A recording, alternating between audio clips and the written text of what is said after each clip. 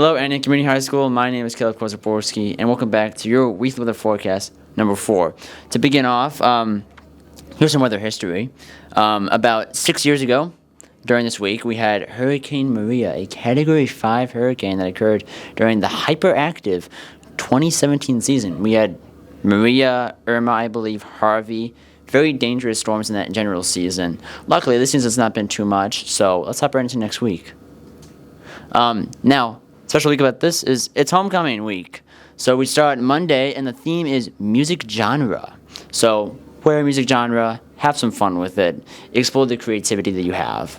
Also, in terms of sports, we have varsity volleyball going on after school. And for that, it'll be a little bit hot with a high of mid-80s and a low of mid-60s. Going on to Tuesday, Disco Day. I will be showing out for that. We also have flag football. A high of low 80s and a low of mid-60s. So just getting a little bit colder, but once again, very nice temperatures for this entire week.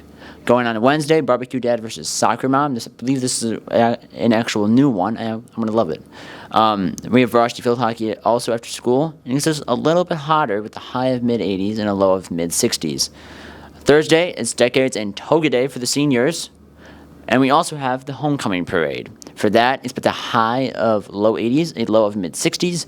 And during the parade, anywhere ranging from low 70s, and then obviously when the bonfire happens, it should get just a little bit colder, high to mid-60s. So once again, very nice temperatures. For Friday, we're the Sequoia wear, of course. We have Friday Night Lights homecoming game against Lakes here at Antioch. That will be by far the most packed. We will be in the stands. It will be, I guarantee, the funnest experience this year. Now for that, a high of low 80s and a low of mid-60s, and the game time, low 70s, so very similar to what happened the day before on Parade Day.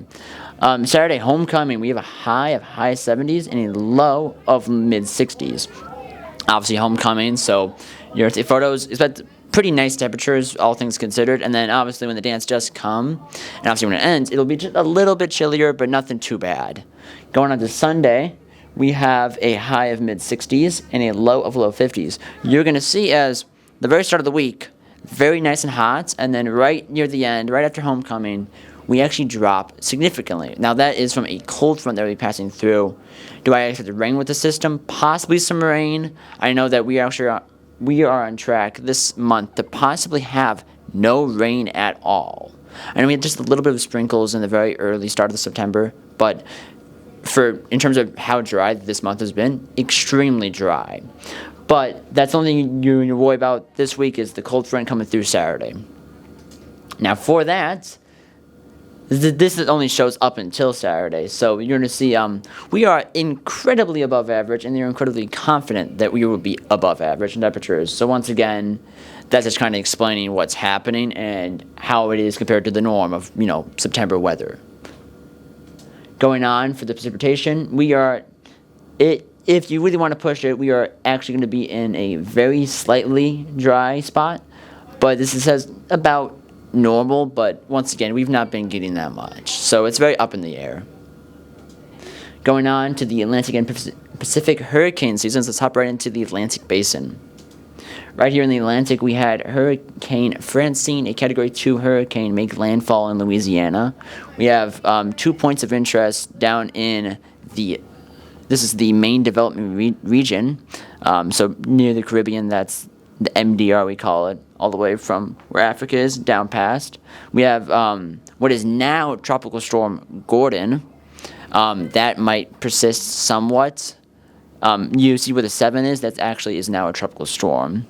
And then 2 potential areas of interest. Once again, this is pretty low confidence in those storms doing anything. But when going to the Pacific Basin now.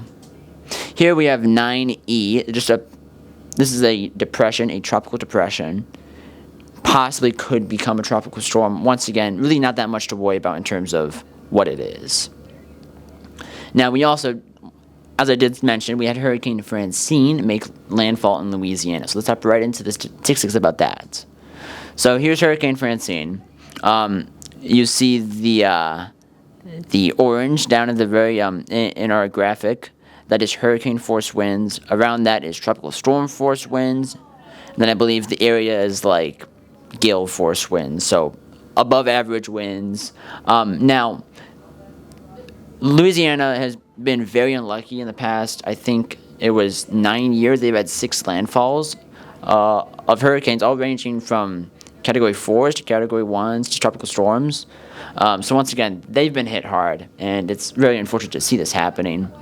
Now, for terms of like actual statistics, made landfall as a Category 2 hurricane with winds of 100 miles per hour. This was late Wednesday night.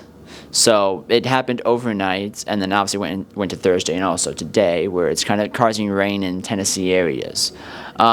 New Orleans was put under a flash flood emergency for torrential rainfall up to 2 feet. So places were getting flooded, unfortunately. Now, along with the flood threat, also comes storm surge. Now, that happens because the low pressure system from the hurricane, it actually pushes water out, and then that water follows it, obviously, as the storm moves, and the water gets pushed onto shore. And you might think, oh, it's like low pressure, it might not push that much. Actually, it's pushing anywhere from 6 to 9 feet of water. So that almost is one story of water going right onto the coast. And obviously, on the Louisiana coast, they're very flood prone. So places were wiped, like coastline more specifically. Definitely major changes to how that all functions. And then tornadic activity, we had some tornadoes with this, not that many to be expected.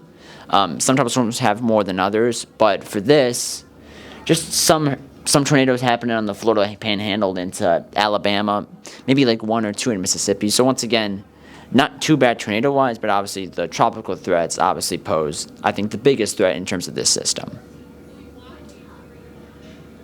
And that is your weekly weather forecast number 4.